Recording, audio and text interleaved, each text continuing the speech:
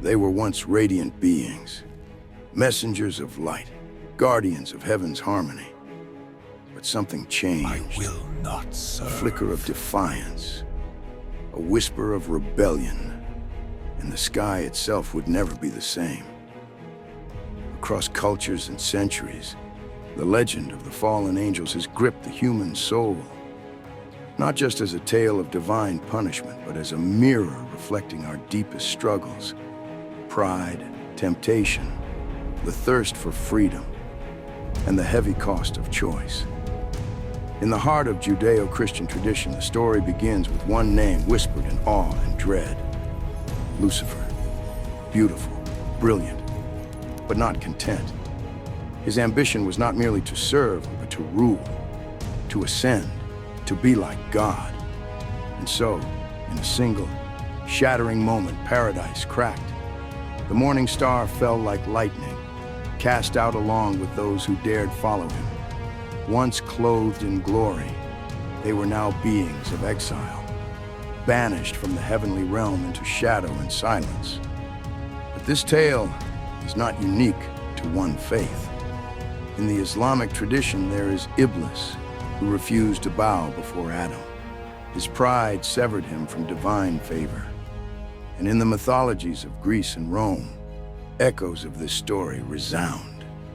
Gods and titans who fell from grace for daring to challenge cosmic order or seek forbidden truths.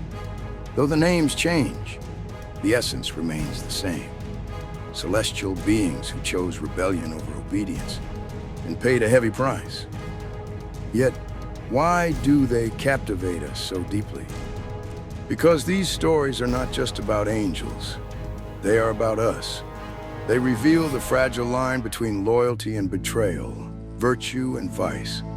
They ask the questions we fear to voice. What if I want more? What if I defy the rules? What if I fall? Fallen angels personify the turmoil of the soul. They burn with the fire of autonomy, yet carry the weight of regret. They are both villain and victim. And in that duality, we see ourselves. From the pages of Paradise Lost, where Milton's Lucifer cries, "Better to reign in hell than serve in heaven," to modern novels and films, these figures haunt our imagination. Wings charred, eyes burning with sorrow and pride. They challenge our definitions of good and evil. What drives a being of light to darkness? What makes perfection crack? These are not simple stories. They are sagas of cosmic tragedy and eternal longing. And in every fall, there is a lesson, a warning, and perhaps a hope for redemption. Because even in exile, the fallen remind us of a truth too profound to ignore. The battle between light and shadow does not rage in distant heavens. It burns within us. And as long as we wrestle with that inner fire, the story of the fallen angels will never fade. Since the dawn of time, humankind has looked skyward, not just for stars, but for meaning. From mountaintops to temple altars, from whispered prayers to ancient chants, we've always believed there was something, someone, watching from above. And at the heart of that belief stood the angels, majestic, radiant, unseen warriors of light. They were more than myth. They were the bridge between the divine and the human, messengers from the throne of heaven itself. In nearly every culture, from Sumer to Sinai, from Persia to Palestine, these celestial beings were honored, feared, and revered. Guardians of sacred order, embodiments of divine will. But what happens when the guardians rebel? What happens when the very beings entrusted to uphold the light choose the shadows?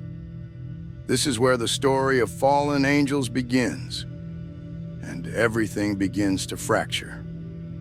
In the shimmering halls of heaven, not all was silent obedience.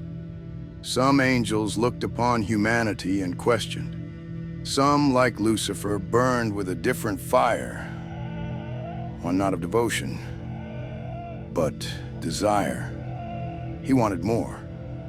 More than duty, more than servitude. He wanted sovereignty. And for that ambition, he was cast down. Not by wrath, but by consequence. The fall of Lucifer wasn't just a tale of pride. It shattered the illusion of perfect obedience. It asked a question that still echoes through time.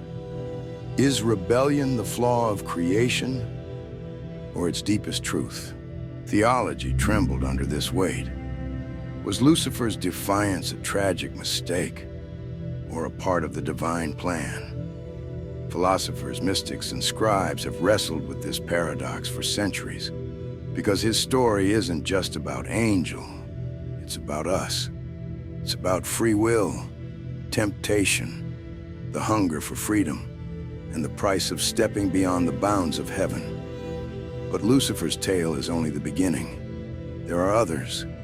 Azazel, the bringer of secrets and sin, cast into the wilderness, tied to the ancient scapegoat ritual.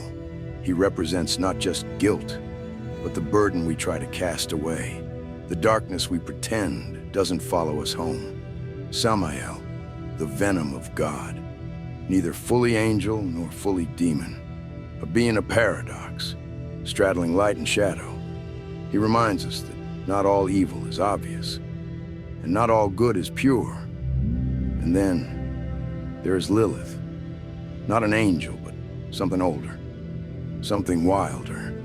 In some traditions, Adam's first wife, who refused submission, who fled Eden not in shame, but in strength. Her name became a whisper in the dark and a cry for freedom. To some, a monster, to others, a martyr.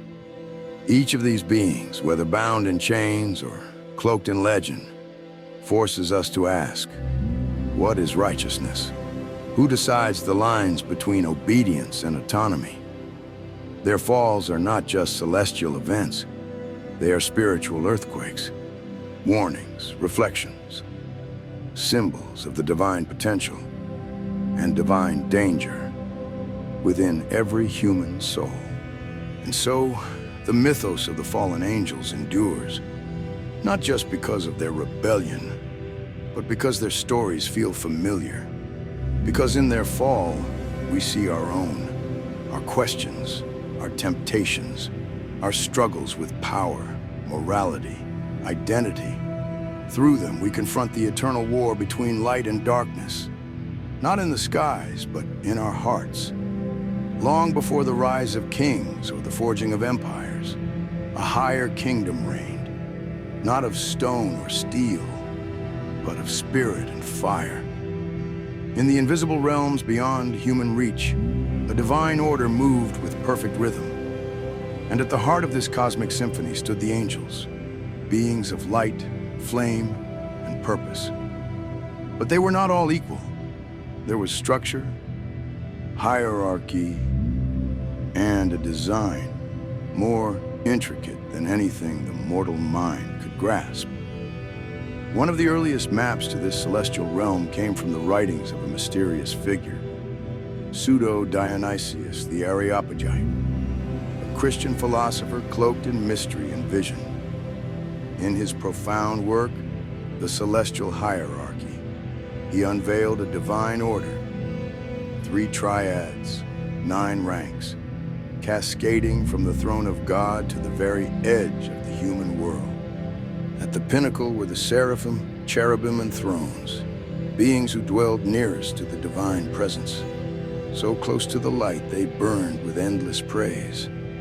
Below them moved the dominions, virtues, and powers, enforcers of divine will, governing stars and storms, galaxies and gravity. And finally, the principalities, archangels and angels, the messengers, the guardians, the ones who stepped closest to mankind. This hierarchy wasn't just celestial bureaucracy.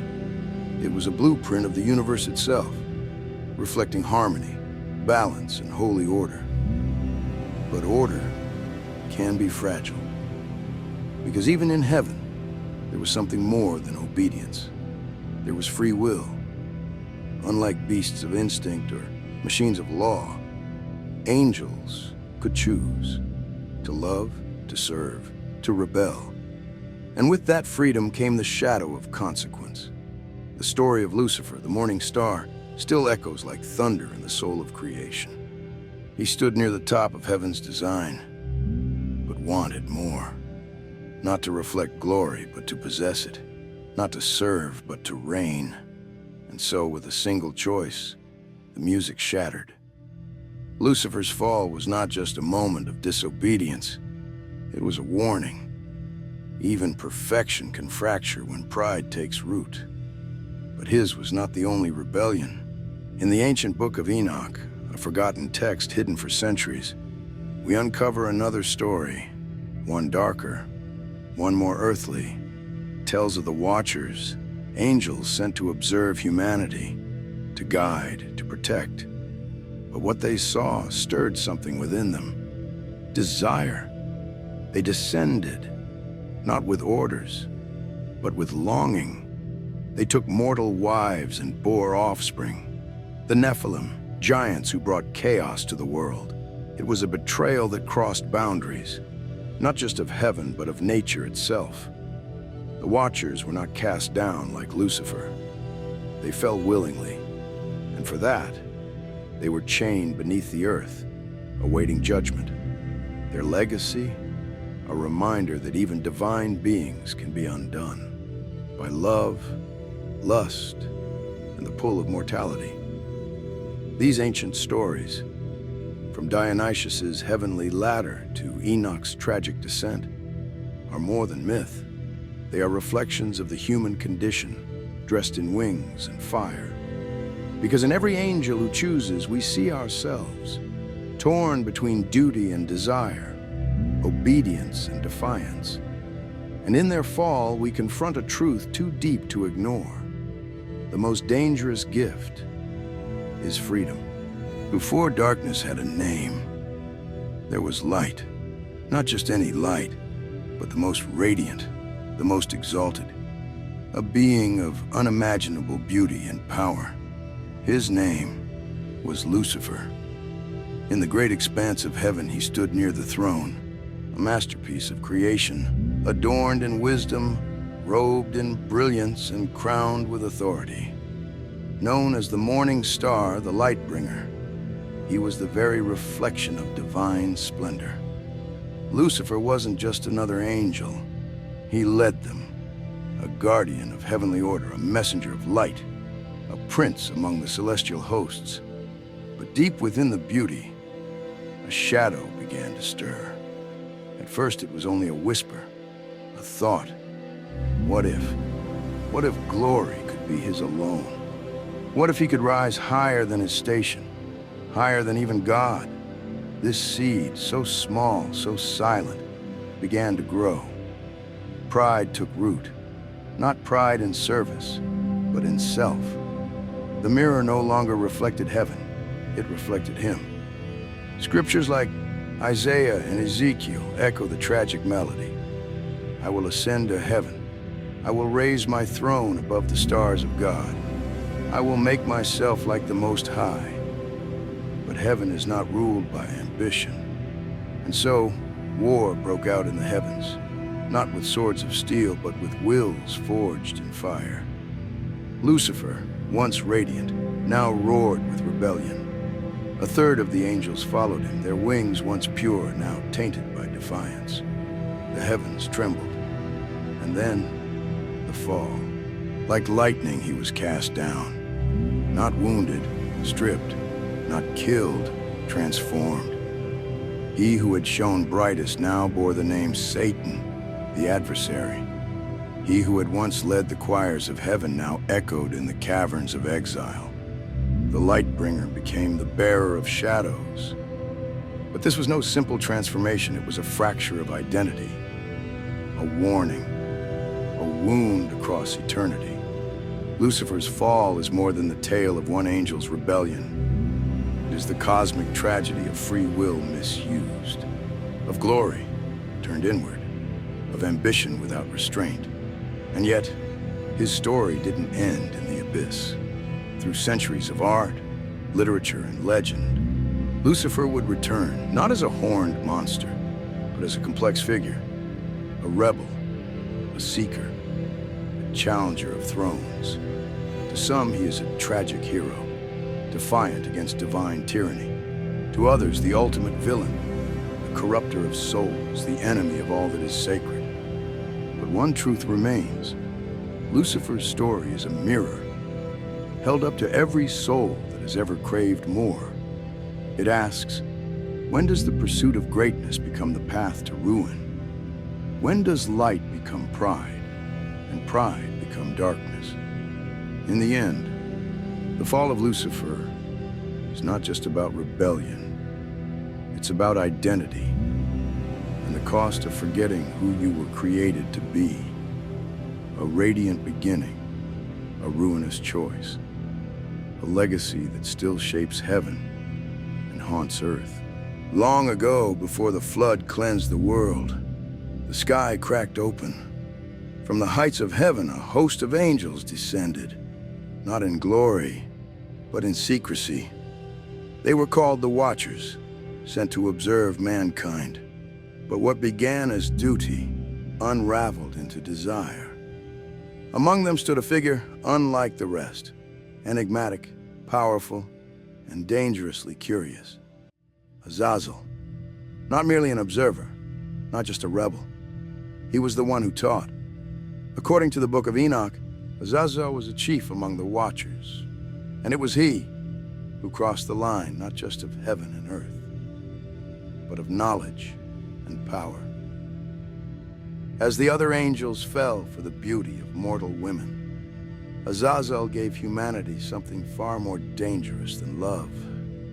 He gave them secrets, metal and fire, war and vanity, alchemy and seduction. Azazel taught men how to forge swords and how to use them. He taught women the art of enchantment, adorning their faces with kohl and casting their eyes like spells. He awakened the world, and he broke it. What began as enlightenment soon spiraled into corruption. The children born of these unions, the Nephilim, giants of great strength and chaos, began to devour the earth. Humanity, once innocent, became violent, arrogant, and obsessed with power. Azazel didn't just teach skills, he shifted civilization. He gave humans the tools of gods before they were ready to wield them. And the heavens watched in horror. Divine order had been shattered. The balance tilted. Knowledge had become a wildfire. Beautiful, luminous, and utterly uncontrollable. Azazel's story is more than the tale of a rogue angel. It is a mythic reflection of a truth we still face. Knowledge is not pure. It is a sword, forged in fire, capable of creation or annihilation.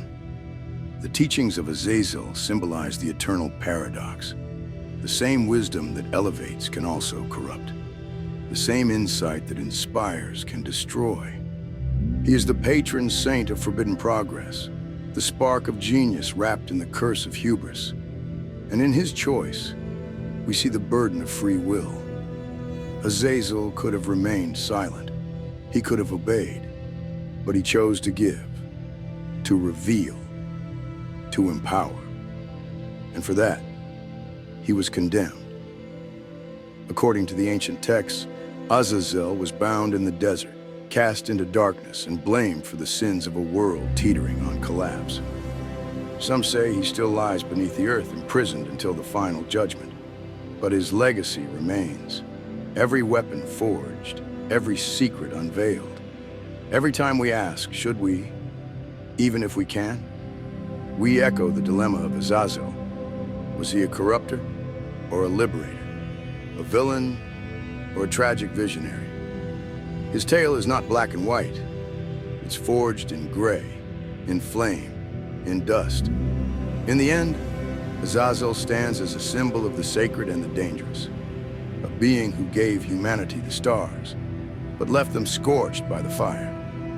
In the shadows between heaven and earth, walks a figure cloaked in paradox. He is not fallen, yet not fully pure. He serves God, yet brings death. He delivers judgment, yet tempts the soul. His name is Samael. To some, he is the angel of death. To others, the accuser, the tempter, the serpent who first whispered rebellion into the human heart. But above all, he is both. In the mystical corridors of Jewish tradition, especially within Kabbalistic teachings, Samael stands as a being of terrible necessity. It is he who comes at the end of all things, not with cruelty, but with purpose. He separates soul from flesh. He guides the dying beyond the veil. He is not the end, but the threshold. And yet, there is darkness in his story. Some say it was Samael who slithered into the garden, who spoke to Eve with a voice as smooth as silk and as sharp as a blade. It was he who offered the fruit, not with malice, but with invitation to know, to awaken, to see beyond the illusion of innocence. With that bite, Eden cracked. Humanity was exiled. Mortality was born. And Samael stood at the edge of paradise, not as a monster, but as a mirror. Was it betrayal, or was it destiny? In this act, Samael becomes something greater and more troubling than a villain. He becomes the catalyst of human consciousness, the bearer of knowledge, the bringer of consequence. This is his paradox. He destroys in order to reveal. He wounds in order to awaken. In the language of mystics and occultists, Samael is not feared. He is revered. Not worshipped, but understood. A force to be reckoned with and a guide through the darkness. His name has been invoked in rites of transformation, in rituals where death is not an end, but a passage. He is the fire that scorches falsehood, the silence that follows truth. Samael represents what few dare to accept, that creation and destruction are not opposites. They are partners. That light cannot exist without the contrast of shadow. That in order to grow, something within must first die. He is not the enemy of life. He is its guardian through change. And this is why Samael's story endures, not as a tale of evil, but of balance. In a world addicted to comfort, he brings disruption. In a world clinging to certainty, he offers mystery. He invites us to confront our own hidden duality. The war within between the divine and the destructive, the sacred and the savage. He does not resolve the conflict. He illuminates it. Samael reminds us that morality is not a simple line in the sand. It's a spectrum woven into our very being. That sometimes it is through pain we find wisdom, through death, rebirth, through falling, rising. In the end, Samael is not a villain to be feared. He is a force to be understood. Because within his dual nature lies the truth of existence itself. That all things are born, broken, and remade. And that even the darkest angel may be carrying the light. In the forgotten sands of ancient Ekron, worship once rose like incense to a god of power, a healer, a seer, a spirit of the unseen. His name was Baal-Zebub, Lord of the Flies. But time would twist that name. Cultures would shift. Prophets would rise. And the deity once revered would be reshaped, reborn in shadow as Beelzebub, prince of demons, master of corruption, and architect of temptation. His descent was not a fall from heaven like Lucifer's. No, Beelzebub's transformation was more insidious. A slow distortion through the lens of fear, faith, and moral panic. The god of ancient wisdom became a face of evil. The healer became the corrupter. By the time his name reached the pages of the New Testament, he was no longer a forgotten idol. He was the prince of demons, accused of possessing the power to command legions, to whisper ruin into the hearts of men. But Beelzebub doesn't conquer by force. He seduces. He wears charm like a cloak. He doesn't scream, he suggests. A gentle whisper in the right ear, a subtle doubt planted at the perfect time. His power lies in Paradise Lost. Milton paints him as more than a monster. Beelzebub is a voice in the rebellion, sharp and cunning, a mind shaped by ambition and charisma. He is not the leader, but the strategist, the tempter behind the throne, the hand behind the curtain. His role in that celestial war was not brute force. It was persuasion, subtle, dangerous, inevitable. And from literature to lore, his image only grew. In modern fiction, he appears not as a beast, but as a gentleman in shadows, silver-tongued, impeccably dressed, leaning in just close enough to sway your decision. The boardroom devil, the charming liar, the voice that says, just this once. Beelzebub is not horror. He is humanity's reflection, polished and persuasive, but fractured beneath the surface. He is the part of us that hungers for more, even at a cost. The part that bargains with conscience, that bends truth into convenience. And he thrives in modern myth because his story never ends. You'll find him in courtroom dramas and supernatural thrillers, in video games and poetry, in headlines and headline subtext. Because Beelzebub doesn't need horns. He only needs desire, and he always finds it. His presence reminds us that evil rarely storms the gates. It creeps in, through vanity, through envy, through justification, through a slow unraveling of what once was righteous. In the end, Beelzebub stands as the spirit of temptation itself. Not in the fire we fear, but in the whispers we entertain, the rationalizations, the compromises. He is not merely a demon of lore. He is the test, a mirror, a choice. And through him we confront one of the oldest truths. Evil doesn't always shout. Sometimes it smiles. From the heights of heaven to the depths of exile, the stories of Lucifer, Azazel, Samael, and Beelzebub form a tapestry woven with light, shadow, rebellion, and choice. Each of them fell for different reasons. Each left a scar on the soul of the cosmos. And each, in their own way, became a reflection of us. Lucifer, the morning star, consumed by pride, reaching beyond the limits of divine order. His fall was not just a punishment. It was a warning. That unchecked ambition, no matter how beautiful, can become a fire that consumes everything. His tale echoes every time we ask, how far is too far to rise?